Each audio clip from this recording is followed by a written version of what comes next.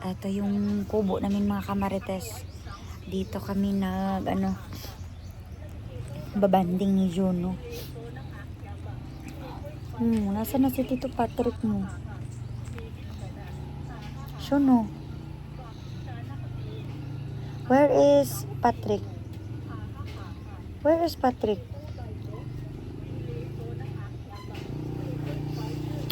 Yung mga kamarites.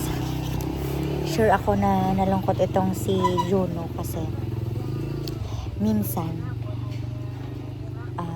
tumutulong na magbantay si Patrick dito kay Juno habang may ginagawa ako sa kusina mga kamarites. Yun. Katulog na. Hanapin natin naman si Kuya Patrick mo ha. Ha?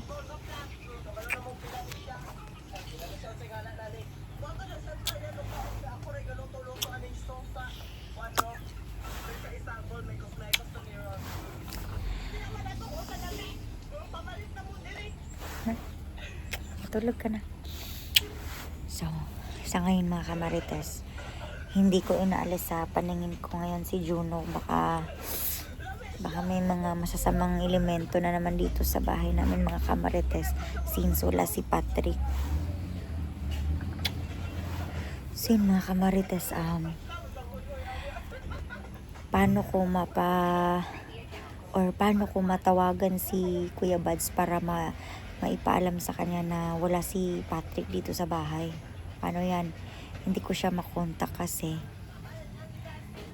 'di ba walang signal, out of coverage area. So andito naman yung papa namin, so okay lang. Nandito din si mama, si papa, yung anak ko na isa, yung anak ko na babae. Kami na lang muna dito mga kamarites. Yan. So ako na lang muna yung magbabantay kay Juno.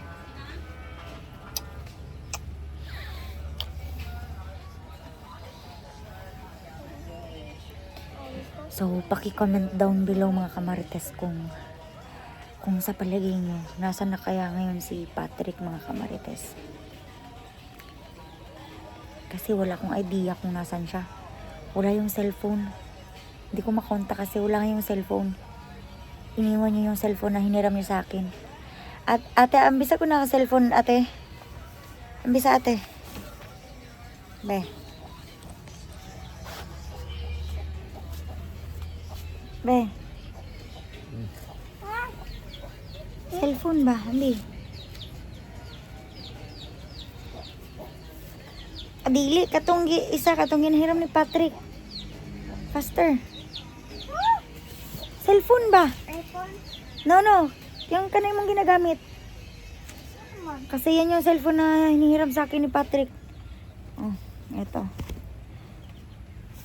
Ito yung phone na hinihiram sa akin ni Patrick mga kamarites. So, titingnan natin kung sino ba yung mga contacts dito or huling nakausap niya.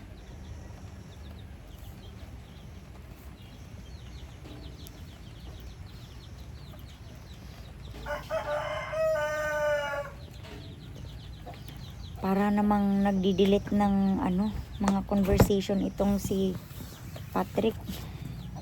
So yan, wala na tayong mahagilap dito na mga chat niya mga kamarites, puro ito GC. So paano na yan? Ito yung parating ang hiram sa akin na cellphone, kaso iniwan niya. Kasi nga hindi yan nagdadala ng cellphone na hindi sa kanya si Patrick. Kaya hindi ko siya makontak. So paano na yan? Ate, hindi mo nakita si Patrick? Hindi. Wala. So, hihintayin ko na lang mga kamarites kung hihintayin ko si Patrick kung kailan yung balik niya. At saka,